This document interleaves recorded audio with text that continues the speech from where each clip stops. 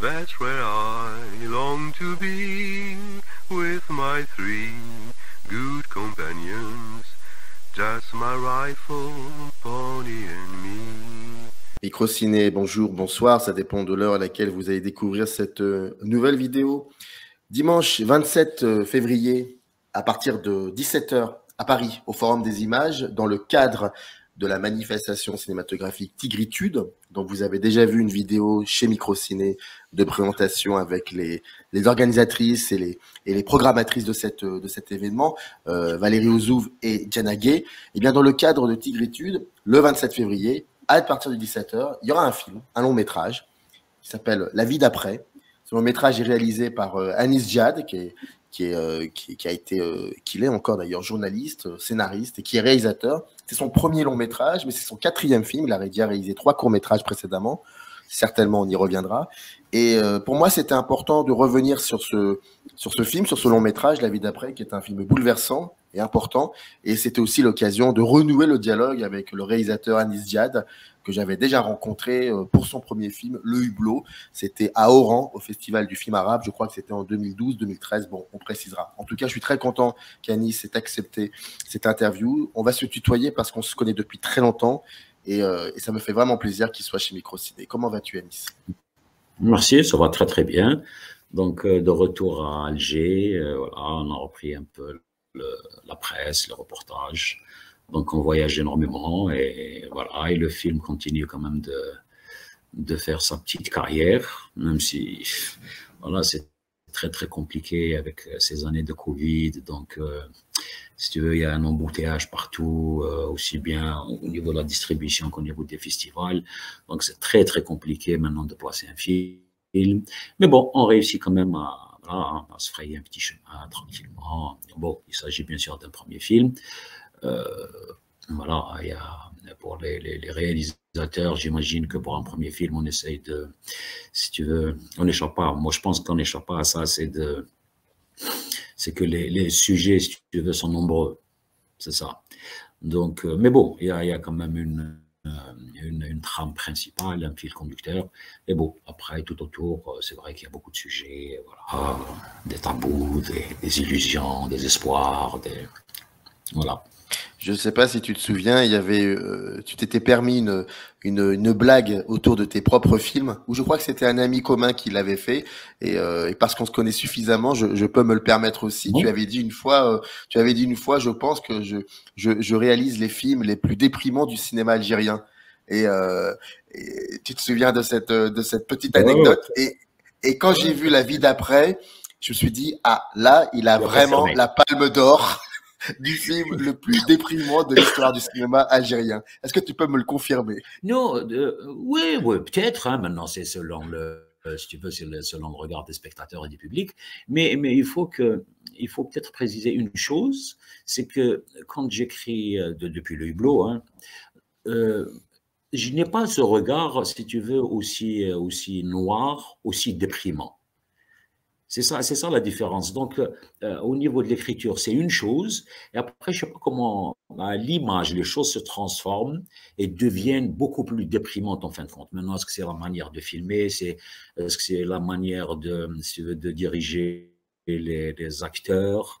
Je ne sais pas. Mais mon regard, en fin de compte, n'est pas aussi déprimant que ça. Bon, le résultat fait que, voilà, on se retrouve tout le temps avec des films déprimants, ça c'est vrai. Ouais. En tout cas, ce sont des films assez bouleversants. J'ai omis quand même de nommer les titres de tes 3 premiers courts-métrages. Donc, il y a le Hublot que tu réalises. Alors, effectivement, c'est très important de préciser que tu es l'auteur de tous tes scénarios. Ouais. Le film Le Hublot a été réalisé en 2012. 2 ans après, si je me trompe pas, c'est Passages animaux, avec nos amis... 2014 avec nos amis Rachid Benallal et Sami Al-Hakim, que nous saluons d'ailleurs. Et Rachid Benallal, pour celles et ceux qui ne savent pas, est réalisateur et surtout un très grand monteur, en tout cas depuis 20-30 ans dans le cinéma algérien, et scénariste aussi. Et en 2018, si je me trompe pas, tu as fait Le Voyage de quelqu'un. Non, c'était en 2016. 2016, d'accord. Donc c'est en Ouais. 2016 le voyage de Keltoum. Le voyage de Keltoum, la particularité de ce court-métrage, c'est que l'histoire, pour le coup, ne se situe plus en Algérie comme les deux précédents, mais en France, même s'il y a toujours un lien avec ce pays, je pense qu'on y reviendra. Et la vie d'après, tu as commencé à y penser scénaristiquement en quelle année? Donc, c'était en 2014. Donc, c'était justement lors de ce fameux voyage à Oran, Mhm. où on s'est rencontrés pour. Je ne sais plus comment ça s'appelait. Comment tu appelais cette interview? La démarche filmique, voilà. La Donc, on démarche a eu filmique, ensemble, c'est ça. ouais, on a eu ensemble à Oran. Et donc, voilà, c'était, je passais en train, en fin de compte, pour aller à Oran. Et j'ai vu un village comme ça au loin. Et j'ai eu tout de suite l'idée, si tu veux, de dire ou de commencer à raconter, si tu veux, euh, et si dans ce village, j'avais une rumeur comme ça, qui allait courir et qui allait tout faire exploser en fin de compte. Mais je n'ai pas entamé d'écriture, rien du tout. J'ai gardé vraiment cette bribe d'idées comme ça en tête. Voilà, après on a fait le voyage, on a fait passage à niveau, après on a fait, comment on appelle, le voyage de Kultoum. Donc vraiment, l'idée est restée comme ça.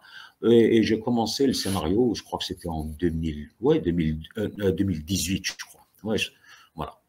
Donc, on a commencé à écrire le scénario. On a mis du temps quand même. Mais bon, on a bien fait les choses, j'espère. On a bien fait les choses au niveau du scénario parce qu'on a pris le temps qu'il faut. Voilà. Parce que, si tu veux, pour les courts-métrages, j'avais cette tendance à aller vite, en fin de compte. Je parle de l'écriture, hein. Hmm. Et là, du coup, pour la vie d'après, non, non, j'ai pris tout mon temps quand même. Et voilà, ça a commencé à germer petit à petit, après, voilà, à construire cette trame autour de cette femme, de son enfant.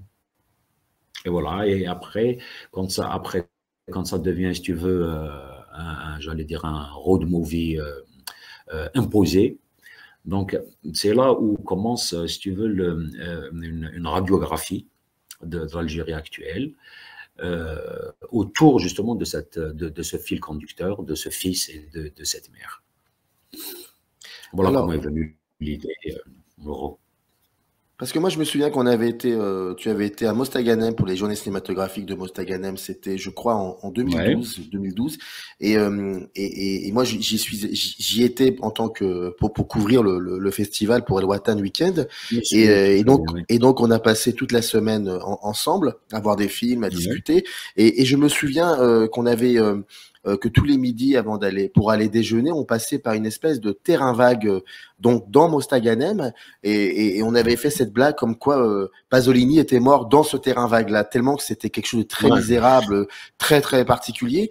Et je t'avouerais que quand j'ai vu La vie d'après pour la première fois, je me ouais. suis rappelé ce terrain vague, je me suis rappelé toute cette désolation. Et en plus de cela, ce qui est fascinant avec ce terrain vague, c'est que tu as cette désolation et à côté de cela, tu as la mer. Alors ça, on va en parler de la mer parce que c'est un élément important et fondamental dans ton œuvre, mais Ouais. il y a la mer. Et donc, il y a une espèce de, comment dire, de paradoxe.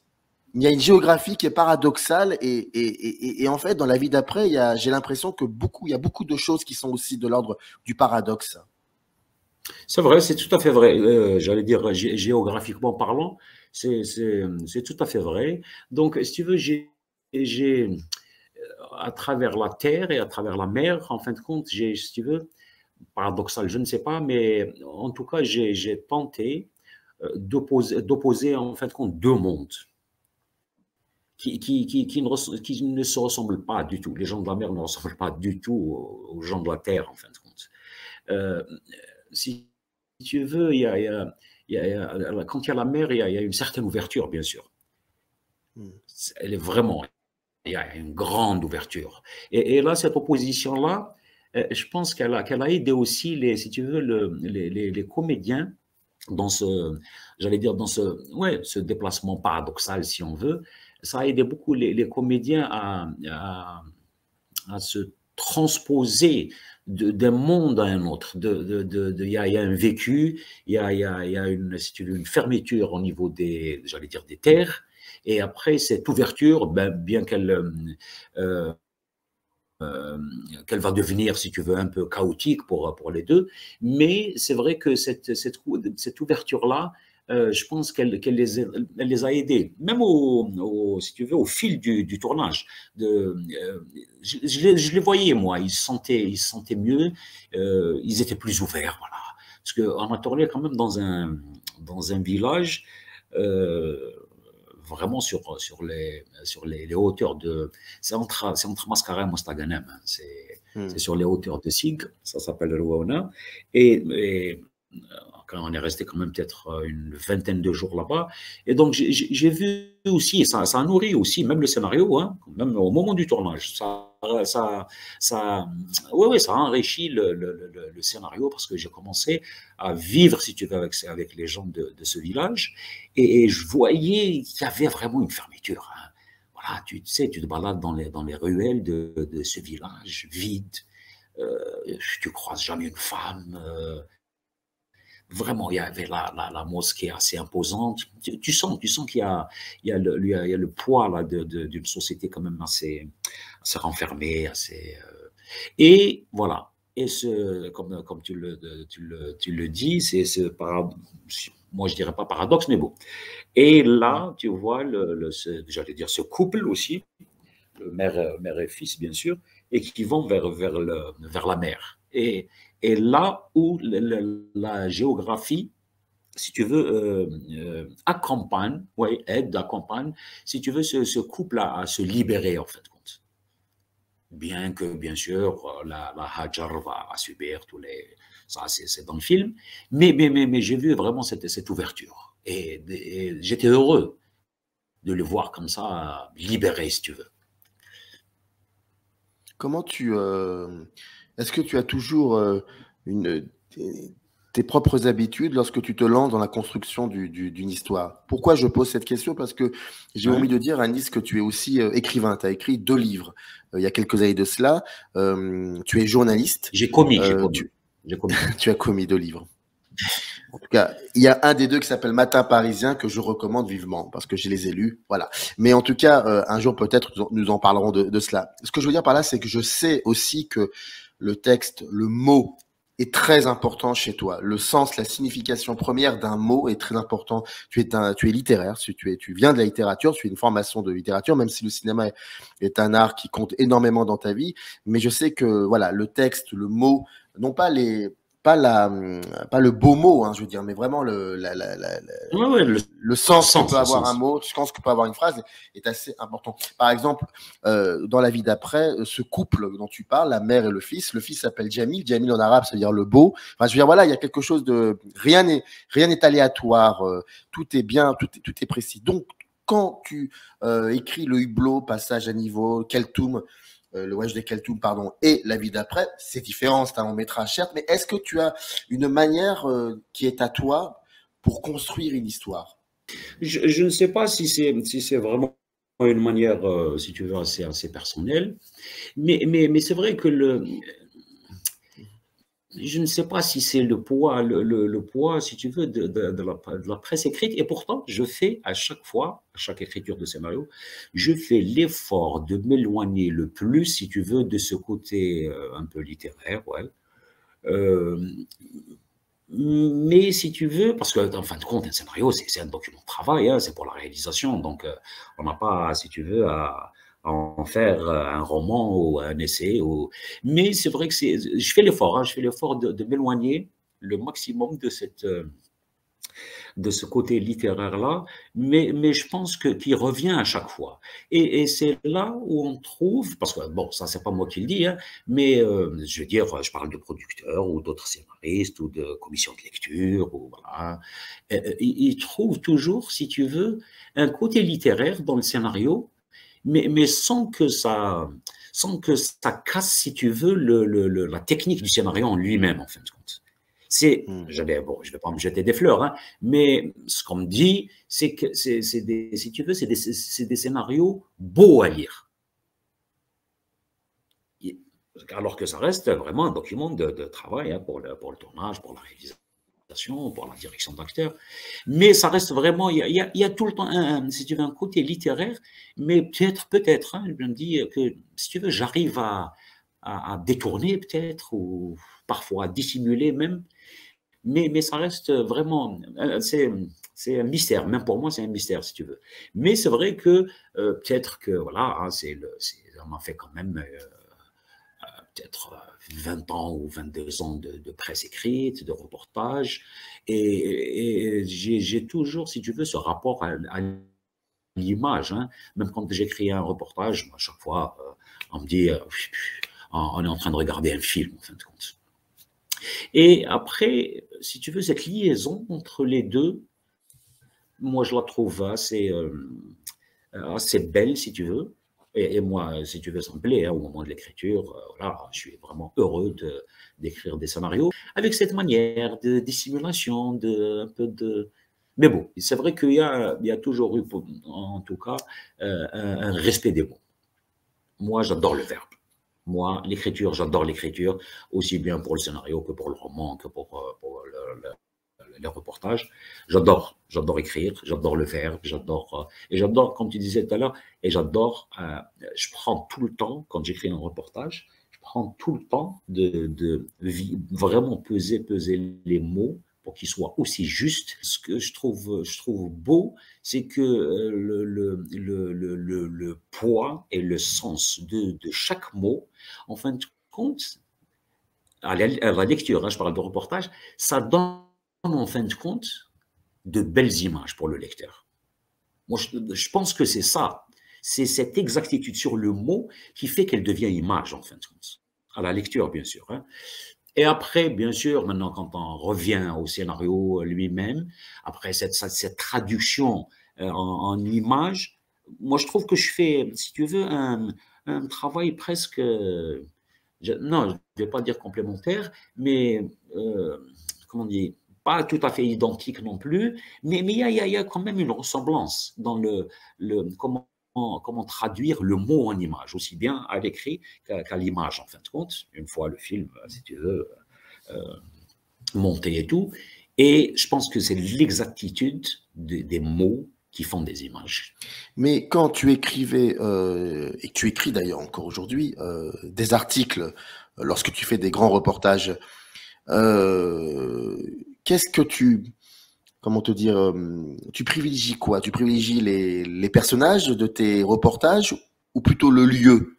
Comment je te pose la question parce que quand on voit tes films, autant la géographie effectivement est assez importante, mais il y a une caractérisation au niveau des personnages qui font que tout passe par eux. Tous les sentiments ne passent pas forcément par les géographies, mais passent plutôt par tes personnages qui sont minutieusement ficelés, minutieusement définis. Et je voulais savoir, est-ce que ça vient aussi de ton travail de journaliste? Si tu veux, maintenant, après mon retour, hein, maintenant, si je prends aujourd'hui, je suis en train si tu veux, je suis en train de faire dans la presse écrite, c'est que les choses ont changé. Si tu veux, bien sûr qu'il reste des personnages importants, mais aujourd'hui, ma démarche, si tu veux, c'est de raconter j'allais dire un événement culturel, raconter une ville à travers un événement culturel. Que ce soit de la danse, ou que ce soit du théâtre, ou projection de films, ou là, je viens de rentrer hier de Blida. Donc, on a eu ce titre-là, Blida, Mon ennemi la rose. Donc, j'ai accompagné un écrivain qui s'appelle Najib Stambouli, qui est aussi journaliste, rédacteur en chef. Et si tu veux, le lieu, depuis mon retour, depuis que j'ai repris dans la presse, le lieu, la géographie devient plus importante. Elle devient plus importante. Maintenant, comment, si tu veux, la lier avec ce qu'on fait dans le cinéma, c'est très, très important. La géographie est très, très importante, mais dès que je mets le pied dans la fiction, là, je pense que les personnages deviennent beaucoup plus importants que la géographie. C'est le sentiment humain qui m'intéresse dans le film, contrairement à la presse, même si je continue de m'intéresser un peu parce que voilà, hein, c'est des reportages, c'est des rencontres, c'est des soirées, mais si tu veux, quand je reviens à la fiction, là, le personnage est central pour moi. Et il prend carrément le dessus sur la géographie. Bien qu'elle reste importante, comme on disait tout à l'heure, par rapport à cette fermeture, par rapport à cette ouverture, bien sûr, la géographie reste importante. Mais une fois dans le cinéma, le personnage, tout d'ailleurs, hein, tous les personnages, hein, c'est bien sûr tu as vu la vie d'après comme le reste des films, et le personnage devient très très important. Et j'ai un rapport, tous les comédiens pourront peut-être en témoigner, c'est le rapport devient, si tu veux, tellement amical que ouais, j'entre dans la peau de ces comédiens. Hein. Ce n'est plus qu'une, si tu veux, une direction d'acteur. Voilà, tu fais ça, là, tu te déplaces comme ça, tu fais ça, voilà, je veux ce regard, je veux ce. Non, non. Moi, les comédiens, pour moi, c'est essentiel. Et si tu veux, même dans la démarche filmique, parce que j'ai eu à discuter de ça avec qui, je ne sais plus, mais bon, si tu veux, l'importance de la caméra fixe, en fin de compte. C'est ça. On a parlé de ça. Il m'a dit, on a l'impression que tu oublies ta caméra et tu t'occupes que de tes comédiens. Ce qui est vrai. Le mouvement, si tu veux, trompe un peu, si tu veux, la vigilance artistique du comédien. Elle le trompe. Les travelling, le mouvement, là, moi, ça me tue. Donc, voilà. Et ce qui est important pour moi aujourd'hui dans ce cadre fixe, c'est que justement, le comédien prend tout le dessus, si tu veux, sur le cadre, sur la géographie, justement, sur tout. Et voilà. Ouais. La vie d'après raconte l'histoire donc d'une maman qui s'appelle Hadjer et de son fils Jamil. Et il vit dans un petit village. Et dans ce village, à un moment, il y a une rumeur qui fait que malheureusement, ils sont contraints de quitter ce village. Obligés. Sinon même, ils peuvent en mourir, tellement que la rumeur est persistante. Et donc, ils vont vers la ville, la grande ville, et c'est pas Alger, d'ailleurs, je crois que c'est Mostaganem, c'est entre Mostaganem et Oran, c'est bien ça. Mostaganem. Et donc, de là, de fil en aiguille, elle est aidée par une très bonne amie à elle, je crois, et donc, voilà, il y a des rencontres qui se font. Parmi les comédiens, on reconnaît Sami Al-Hakim, mais aussi le regretté Jamel Barek, qui je crois, c'est son dernier rôle, si je me trompe pas. Son dernier rôle. D'ailleurs, bien évidemment, on pense souvent à lui. Et puis, ce que je veux dire par là, c'est que plus on avance dans le film, plus on les suit, ces deux personnages, et puis on se demande, mais on se pose même la question, mais est-ce qu'un jour ou l'autre, ça va cesser cette shkoumoun qui les surprend? Et je voulais te poser une question toujours sur le rapport au personnage.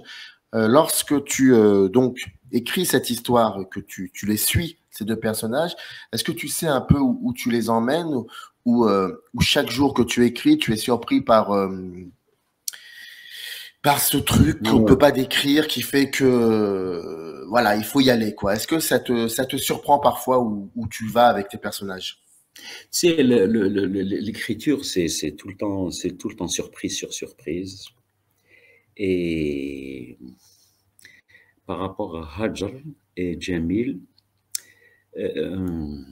c'était pas, je dirais pas compliqué, mais c'était, oui, surprenant certainement, avec l'évolution si tu veux, du récit, mais j'avais si tu veux, une maîtrise, ouais, peut-être une maîtrise du sentiment de ces deux personnages. Je l'avais, ça. Je sais que je l'avais. Mais après, bon, dans l'action, si tu veux, bien sûr, il y a des choses qui se développent, voilà, il y a des choses de fiction comme ça qui te surprennent. Oui, c'est vrai. Mais, oui, il y avait une certaine maîtrise. Peut-être que je connaissais trop ces deux personnages-là. Mais c'est vrai que j'avais déjà, dans l'écriture, hein, avant d'arriver au tournage, j'avais une approche tellement, si tu veux, j'allais dire charnelle peut-être, avec ces deux personnages que je les connaissais déjà très très bien. À l'écriture déjà, je les connaissais très très bien.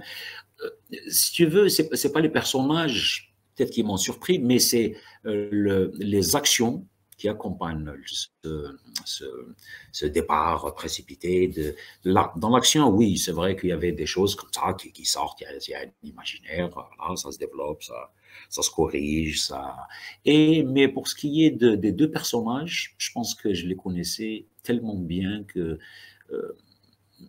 non, ils m'ont pas surpris. Ils m'ont pas surpris. Et comment tu parlais de fixité de la caméra, effectivement, tu es quelqu'un qui aime bien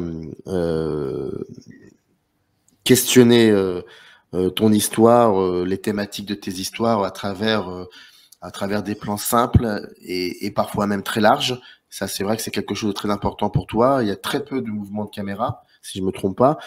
Mais par rapport à la vie d'après, par rapport à cette histoire, qui est belle à lire, comme tu le disais, il y a un moment ou un autre, il faut la déconstruire pour que ça puisse devenir aussi un film, c'est-à-dire quelque chose de l'ordre du plan, non pas des belles images, mais des plans.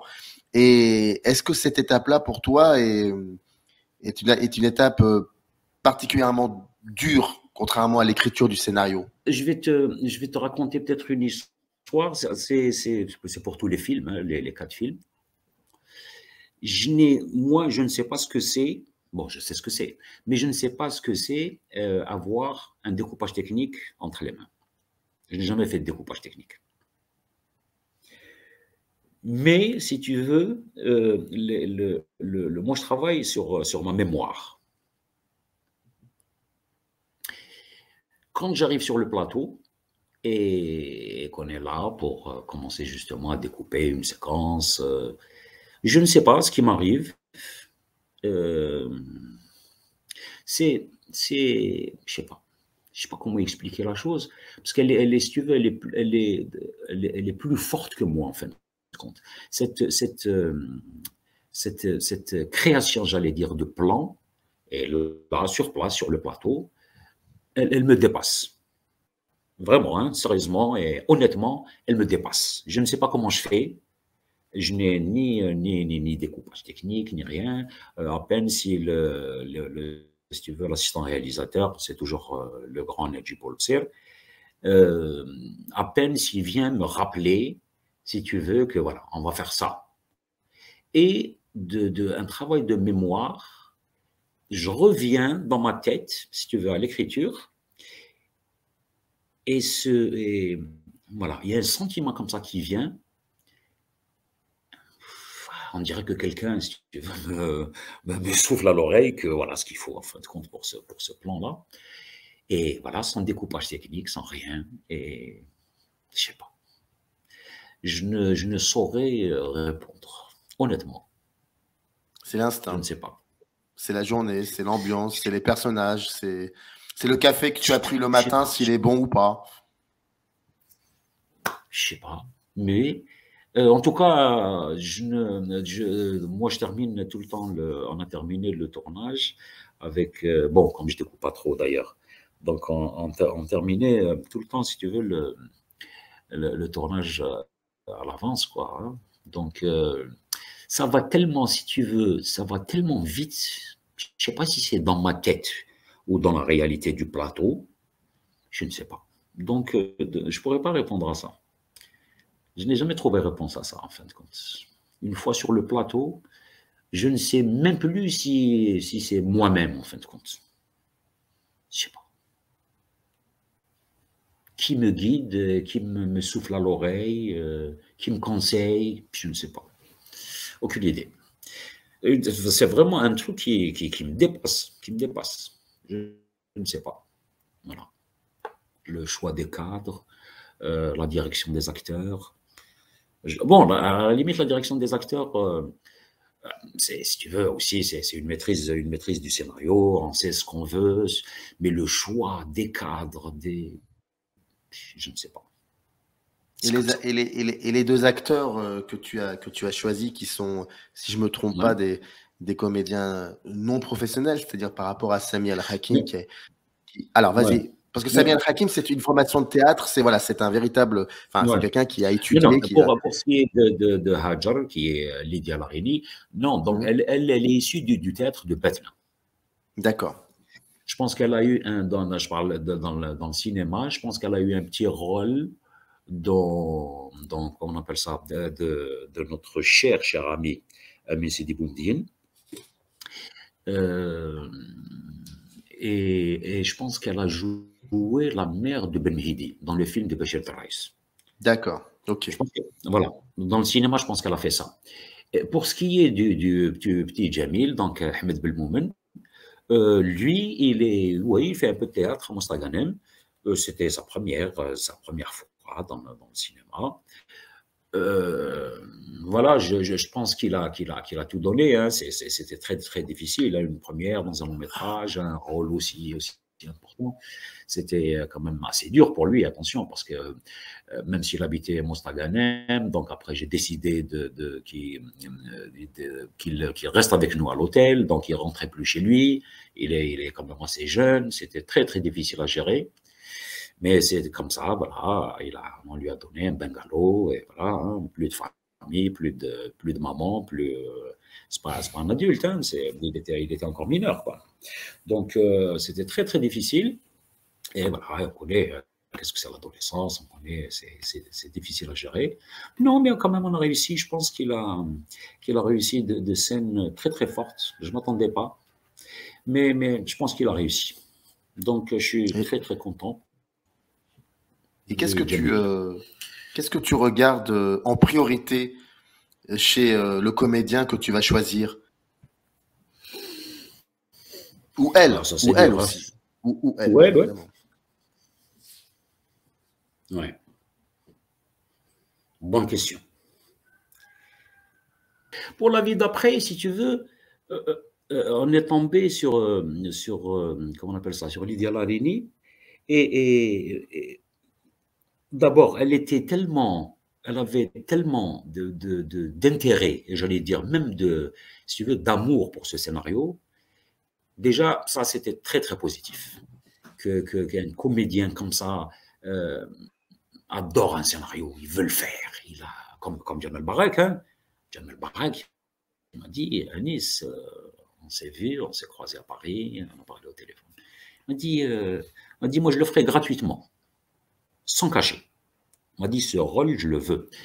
Ça, déjà, cet intérêt des comédiens pour le scénario est très, très important pour moi. Et après, j'allais dire, bon, je vais dire tout bêtement, c'est une histoire de feeling, mais bon, c'est trop simpliste peut-être. C'est une première discussion et je pense que tout est dans le regard. C'est peut-être bizarre, mais tout est dans le regard. Dans le regard d'un comédien que je croise ou que je rencontre, je sais s'il va réussir ou pas. C'est tout bête, hein? Mais à travers ce regard d'une ou d'un comédien, j'arrive à, j'allais dire, à entrer en lui, si tu veux. En le regardant comme ça, je sais s'il va réussir ou pas. Du moins, pas réussir, mais est-ce que le rôle est pour lui ou non? Voilà. J'ai pas besoin de faire j'ai jamais fait bon, on a fait quand même un casting au niveau d'une salle à Mostaganem, mais ça, c'était pas pour les rôles principaux. Les rôles principaux, voilà, c'est un café, un regard, c'est ou toi ou c'est pas toi. Mais bon, après, il y avait beaucoup de rôles aussi. On a découvert le mot fort, c'est lui qui joue le cafetier, l'ami de Jamil. Je l'ai découvert. Lui aussi, il a joué, je crois qu'il a joué dans Paysage d'automne de Merzar Alouche. Si je ne me trompe pas, c'était lui. Ouais, c'est lui. Donc, voilà, c'est un regard. C'est un regard. Et je te dis, ouais, bon. Je n'ai pas besoin de passer un casting pour Samuel. Tu prends par exemple Samuel Hakim. Voilà, je me dis, c'est Mohamed, c'est clair, c'est pas. Je prends moi la crâne et je sais que c'est le propriétaire du taudis, là. Après, il y a aussi, attention, hein, on est quand même on trempe dans ce milieu depuis quand même une bonne quinzaine d'années. Déjà, on connaît un peu, si tu veux, le jeu des acteurs, on connaît leur caractère, voilà. Mais je me dis, ouais, c'est un regard. et je suis dedans et je sais. Voilà, je suis pas ni génie, ni, mais si tu veux, voilà. Pour le moment, je pense que si tu prends la vie d'après, je pense que tout le monde a été, tous les comédiens ont été justes dans leur jeu. Après, bien sûr, il y a la direction. Hein, attention, parce que je suis très, très, très, très pointueux sur la direction d'acteur. Il n'y a pas de. Avec moi, si tu veux, il n'y a pas de facilité. Bon, non, non, non, c'est le bon sentiment, c'est le bon regard. Allez, on arrête là. Ah non, non, moi, je ne m'arrête pas. Sur le tournage, je ne m'arrête pas. Si je n'ai pas ce que je veux, je ne parle pas de cadre ou de. Ça, tout ça, c'est gérable sur un tournage, c'est un peu technique, mais le sentiment du comédien ou de son regard, si je ne l'ai pas, ah, moi, je recommence 20 fois. C'est comme ça. Moi, au cadre, c'est pour ça que je te parlais tout à l'heure de caméra fixe, moi, dans un cadre, le plus important pour moi, c'est le comédien. Si le comédien rate, on ne va pas me dire après, non, non, le cadre était beau, non, non, c'était un beau plan. Non, non, non, il n'y a pas de beau plan. Il y a, c'est vrai, un beau plan, mais il y a un jeu juste du comédien. Ce qui m'intéresse. Et après, je pense que cette justesse, justement, fait que, j'allais dire, après, on va peut-être parler, si tu veux, un peu de ce choix, de ce néo-réalisme-là. C'est pour ça que je suis vraiment, vraiment, vraiment exigeant par rapport aux comédiens. Je suis aussi exigeant par rapport au cadre, hein, attention, hein, le Talent Kid, je l'ai rendu un peu fou, hein, mais bon, il voulait, si tu veut apprendre, parce que lui, comme tu sais, il vient quand même de la pub, il est comme moi, hein, c'est son premier long métrage, et dans la pub, si tu veux, il y a cette tendance à trop bouger la caméra, voilà, donc je me souviens, à la fin du tournage, il m'avait remercié, me disant, tu sais, Anis, tu m'as appris quelque chose. Je vais t'apprendre, moi, dans la photo, je ne suis pas ni spécialiste, même si j'aime bien poser le cadre, mais il m'a dit, tu m'as appris à poser une caméra. C'était très, très important pour moi. Il m'a dit, tu m'as appris à poser une caméra. Et à regarder comment on appelle ça, les comédiens jouer, en fin de compte. Et Najib, l'assistant, il est tout le temps derrière moi par rapport à ça. Tu sais, quand tu as l'écran devant toi, et là, moi, je suis là, moi, je regarde les comédiens jouer. Je veux dire en direct, quoi. Moi, je ne regarde pas l'écran. Le cadre, d'une fois le cadre est posé, c'est fini, il n'y a plus rien à faire. Et donc, il me dit, mais regarde ton écran, arrête de regarder. Je lui dis, non, moi, je ne regarde pas l'écran. Moi, je regarde les comédiens jouer. Voilà. Si tu veux, au final d'un plan, là, vraiment, je me dis, bon, maintenant, peut-être qu'il faut regarder maintenant cet écran, ce que ça donne à l'écran. Mais sur le tournage, moi, je regarde les comédiens comme n'importe quel spectateur qui est sur le trottoir, qui est en train que le cinéma l'intéresse, il est en train de regarder, voilà, de suivre, c'est quoi un tournage. Alors, je suis, si tu veux, dans la même posture que n'importe quel passant en train de regarder le tournage. Je regarde des comédiens jouer en vrai. Est-ce que cette... Vas-y. Je peux se terminer sur ça. C'est que, et les producteurs, bien sûr, si tu veux, à la fin de la journée, le coupé roulé, bon, on est dans les bungalows, on est dans les chambres. Allez, Alice, viens voir les plans, viens voir les bonnes, les mauvaises prises. Je n'ai jamais regardé une seule image du film jusqu'au jour où on a commencé le montage à Paris. Je regarde rien. Tout ce qui a été filmé, je ne le regarde pas. C'est fini. Jusqu'au montage. Voilà. Est-ce que ça vient du fait que tu es un grand consommateur de café et que tu aimes bien aller au café et donc s'asseoir et regarder le monde devant toi? Est-ce que ça vient de là aussi, le fait que tu aimes bien regarder tes comédiens comme tu aimes bien regarder le monde au café? Ouais, c'est vrai. C'est vrai. Le rapport est direct. Le rapport est direct. Je regarde les gens, ouais. Je regarde je regarde tout le temps les gens, en fin de compte.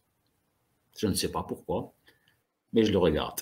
Et il y a une photo postée, une photo de moi, hein, postée sur Facebook, et je ne sais pas qui me posait la question, je crois que c'est Abdelkrim Tazarout d'ailleurs, c'est Krimo qui me posait, il me dit, c'est quoi ce regard?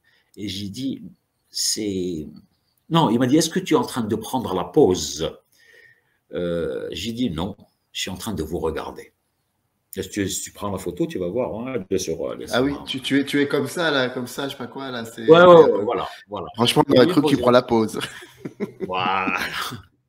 C'était la même réaction qu'Abdelkrim Tazarout, et j'ai dit, non, je suis en train de vous regarder. Je suis en train de regarder le monde.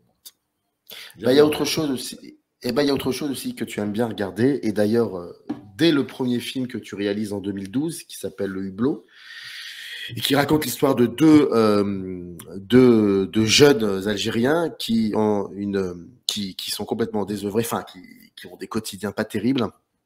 Mais ils ont un truc. Il y a quelque chose qui leur redonne un peu d'espoir, c'est d'aller en haut d'un immeuble et de regarder la mer. Donc, dès le début, tu nous racontes aussi ton rapport à la mer, le rapport réel. Ça, je l'ai su plus tard, que tu étais un grand amoureux de la mer, que tu aimais bien regarder la mer. Et que dans ce film, la mer est finalement bienveillante. Dans Le Voyage de Keltoum, la mer, c'est la connexion, c'est le passage. Ça reste toujours peut-être un peu bienveillant. Dans La vie d'après, j'ai été extrêmement surpris de voir que la mer joue un rôle totalement différent de ce que j'avais pu voir dans tes deux films. Mais vraiment différent. Elle n'est plus bienveillante, cette mer. Et ça, je voulais absolument, dans cet entretien, en parler avec toi. Le fait que, est-ce que ton regard vers la mer, est-ce que ça a changé au cours des années? Tu sais, je me souviens quand on a fait la démarche filmique, cette interview, c'était sur le front de mer, c'était à Oran. Et on a parlé de Tariq Ibn Ziyad, bien sûr, si tu te souviens. Mais si tu veux, le rapport à la mer, tu sais, moi, mon rêve d'enfant, c'était de naviguer. C'était mon rêve de devenir navigateur. Voilà, on parlait tout à l'heure, dès le début, depuis justement de cette ouverture vers le monde, cette ouverture de découverte. C'est vraiment mon rêve d'enfant, hein, de naviguer. Bon, la vie était, voilà, on a fait autre chose. Mais si tu veux, le rapport avec la mer, est-ce qu'aujourd'hui il a changé? Pas spécialement, mais si tu veux, j'allais dire, il s'actualise en fin de compte. Parce que cette histoire de Haraga, même si ce n'est pas vraiment une histoire de Haraga dans La vie d'après, hein, sauf que le Jamil a été tellement acculé, si tu veux, de partout, c'est qu'il se retrouve en Haraga. Mais parce que juste avant, si tu veux, son copain, là, le cafetier, Fateh, il lui dit non, allez, on va en Espagne. Lui, il n'a pas envie de partir parce qu'il n'a pas envie de laisser sa mère. Donc, c'est des choses, si tu veux, et lui, jeune adolescent, qui l'ont acculé, qui l'ont poussé vers cette échappatoire, cette délivrance, qui croyait du moins une délivrance. Mais c'est pas une histoire de Haraga, hein, ça va pas. C'est pas construit, voilà, en tant que Haraga. Non, c'est pas ça. C'est que, voilà, il y a ce Kader qui l'étouffe d'un côté, et Allah Souad, voilà, qui l'a trompé, qui l'a volé, et voilà, c'est toutes ces choses-là, justement, qui le poussent vers la mer. Donc, est-ce que moi, mon propre regard a changé par rapport à cette mer? Moi, je dirais non. Je dirais non, mais si tu veux, j'allais dire, aujourd'hui, j'ai de la défiance par rapport à cette mer. Avant, si tu veux, parce que moi aussi, je voulais partir. Donc, c'est une ouverture, si tu veux, vers le départ, vers l'exil. Aujourd'hui, J'adore toujours autant la mer, mais ouais, c'est une défiance, en fin de compte, vis-à-vis de cette mer. C'est pour ça que je te parlais tout à l'heure d'actualité. C'est que quand on voit cette mer aujourd'hui, ce qu'elle bouffe, ce qu'elle engloutit comme corps, mon rapport a changé, en fin de compte. Il a changé quand même. Elle est devenue trop tragique. Moi, je l'ai toujours imaginé, bon, paisible. Ouais, bien sûr, démontée aussi, mais il y avait pour moi, elle était paisible. À mon regard, elle était paisible. Aujourd'hui, elle devient tragique. C'est des milliers de morts. Je ne parle pas que de Méditerranée, hein. Et ouais, mon regard peut-être a changé. J'adore toujours la mer, hein, c'est pas ça. Mais le regard peut-être, et peut-être aussi qui fait que ce soit maintenant mon retour en Algérie, parce que c'est un retour définitif, si tu veux.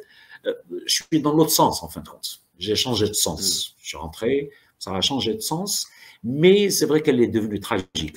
Elle est devenue vraiment tragique, cette mer. Elle me fait mal. Aujourd'hui, elle me fait mal quand même. J'adore toujours la mer, hein, voilà. Il n'y a pas un appart où j'habite où il n'y a pas la mer, hein. C'est juste impossible. J'ai quitté Paris à cause de la mer. C'est juste impossible de vivre loin de la mer. Mais c'est vrai qu'elle est devenue tragique. Aujourd'hui, elle me fait mal. Ma démarche personnelle, hein, c'est que aujourd'hui, si tu veux, il n'est pas question de ne pas s'exprimer à travers aussi bien l'image qu'à travers l'écrit, hein.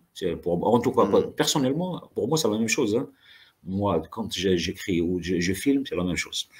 Donc, c'est pas courageux. Moi, je trouve pas ça courageux, pas spécialement, non.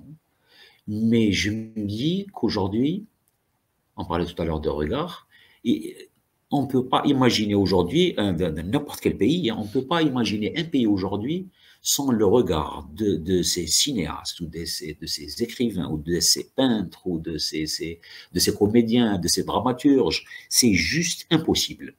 C'est vrai que la difficulté est là. La difficulté n'a pas commencé avec, si tu veux, avec la vie d'après. La difficulté a commencé avec le hublot. Et pour d'autres confrères, elle a commencé bien avant. Mais je me dis aujourd'hui, voilà, il y a un blocage, il y a, je ne sais pas où ça va aller. Voilà, les gens parlent de retour comment on appelle ça, le retour du FDATIC. D'autres nous parlent de la création d'une nouvelle structure, complètement indépendante, si tu veux, du ministère. C'est un peu le CNC algérien, si tu veux. On ne sait pas. Moi, je ne suis pas dans le secret des dieux, je ne sais pas. Voilà, je suis comme tout le monde, voilà. Mais si tu veux, depuis le début de ma courte carrière dans le cinéma, la difficulté a toujours été là, hein. Il n'y a rien de nouveau pour moi. Voilà, il n'y a vraiment rien de nouveau à chaque film. Mais après, si tu veux, si on prend par exemple le voyage de Keltoum, qu'on a fait à Paris, si tu veux, toute la différence, bien sûr voilà, en France, il y a une industrie, ça on le sait, on ne va pas empêcher les choses, mais si tu veux, pour le voyage de Keltoum aussi, il y avait une difficulté, hein. Il faut pas croire que le cinéaste français ou belge ou, je sais pas moi, danois ou coréen sont en train de faire des films comme ça tombe du ciel, les budgets tombent du ciel. Non, il y a jamais. Le cinéma est difficile à faire dans n'importe quel pays au monde. C'est un métier très, très dur d'abord pour nous.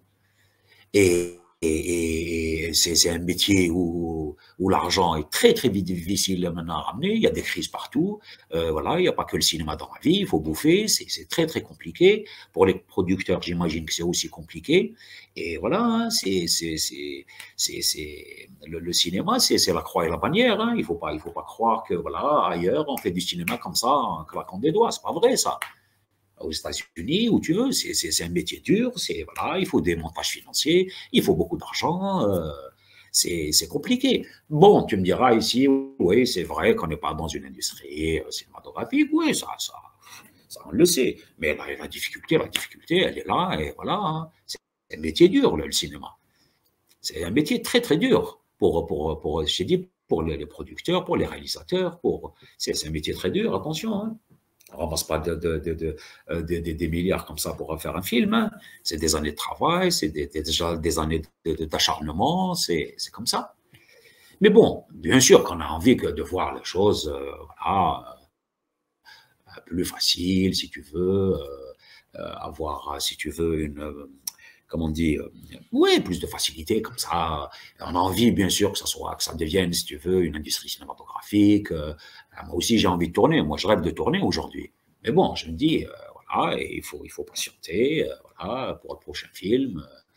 Il y aura certainement cette ouverture, cette structuration, je sais pas ce qui va se passer, moi, je sais pas. Mais en tout cas, moi, je garde espoir et je me dis, non, non, Anis, tu feras ton prochain film. Ça va être aussi difficile que le hublot au passage à niveau. C'est comme ça, voilà. Mais moi, je m'acharne, voilà. Moi, je baisse pas les bras, aussi bien dans la presse, aussi bien dans le cinéma, que dans ma vie. Moi, je baisse pas les bras. Voilà, hein, c'est compliqué. C'est compliqué pour tout le monde. Moi, j'ai des confrères en France. Mon Dieu, quand moi j'ai fait la vie d'après, les gens attendaient leur budget depuis 5 ans, 6 ans, 7 ans. Ils n'ont pas tourné une seule image. Moi, j'ai fait le voyage de Kiltoum et j'ai fait la vie d'après. Eux, jusqu'au jour d'aujourd'hui, ils n'ont pas eu un rond pour tourner une seule image. Donc, pour vous dire que c'est pas une histoire que le cinéma est dur, c'est un métier dur partout dans le monde. C'est compliqué, c'est comme ça. Maintenant, où on va faire du cinéma, où on a cette passion, où on l'a pas, on baisse les bras et on fait un petit court-métrage et on arrête et on abandonne. Et moi, je n'ai pas abandonné. Voilà. Moi, je me suis accroché et voilà. Ça continue et j'espère que ça va continuer encore. Dernière question. Je rappelle que La vie d'après, donc ton premier long métrage, sera projeté le 27 février à partir de 17h dans un programme où il y aura aussi un autre film. Et c'est projeté au Forum des images dans le cadre de cette manifestation qui s'appelle Tigritude. Dernière question, le personnage de la mère dans tes films est très important. Tu as même dédié, je crois 2 fois, si je ne me trompe pas, tes films à ta maman. Ouais. Question assez indiscrète, mais je pense que c'est en connexion avec le cinéma aussi de ce que tu fais. Est-ce que ta propre mère a fini par voir ces films? Tes films? Ah oui, ouais. Donc, on a fait l'avant-première. Donc, c'était à la salle Ibn Zaidoun. C'était le 9 décembre dernier, ouais. Et non, elle est venue. Il y avait toute ma famille, d'ailleurs, ma grande famille, hein, cousine. Non, tout le monde est venu. La salle était vraiment pleine. Et ma mère, ouais, elle est venue voir le film, ouais. Et, ouais. Elle m'a rien dit. Sauf que je suis fier de toi aujourd'hui. Elle est partie. Bon, moi, j'avais autre chose à faire aussi, hein, parce que même après les projections, il y a tout le temps des interviews. Mais c'était c'était une belle projection. C'est une belle projection. Le public était là, en tout cas, nombreux. Et après, tu sais, ce film-là, ce que je disais au tout début, c'est que mon regard n'est pas aussi noir que ça, en fin de compte. Mais c'est le résultat qu'il est. Moi-même, si tu veux, ça me surprend un peu. Parce que si tu veux, à l'écriture ou même quand je filme, non, moi je vois les choses, je vois cette Algérie, celle d'aujourd'hui, pas plus, si tu veux, noire. Non. Dans mon regard, en tout cas, elle n'est pas comme ça. Après, le résultat, je ne sais pas, on dit que c'est des films déprimants. Ouais. Je ne sais pas. Ouais. Non, mais en tout cas, ma manière de faire n'est pas aussi noire que ça. Après, le résultat, et le résultat, en fin de compte, parce que toi-même, tu m'as dit, c'est que c'est un film qui fait pleurer. C'est pas parce qu'il est noir qui fait pleurer. Non. Ou c'est pas parce qu'il est déprimant qui fait pleurer. Non. C'est que je pense que c'est les comédiens. Je pense que c'est les comédiens, j'ai tiré le maximum de ces comédiens. Pas dans le mauvais sens. Hein. Mais le sentiment était là. L'émotion était là. C'est pas c'est pas parce que c'est mon film, hein, et j'aime pas, tu sais très très bien que j'aime pas dire mon film. C'est le film d'une toute une équipe, et elle a vraiment bossé cette équipe. Hein. Je vais dire que ça a été dur pour tout le monde. Mais je pense que c'est c'est pas un film vide. Voilà, on a tiré, j'allais dire, on a tiré juste sur le sentiment. Et c'est ça qui fait pleurer les gens. Toi, tu as pleuré. Combien de fois?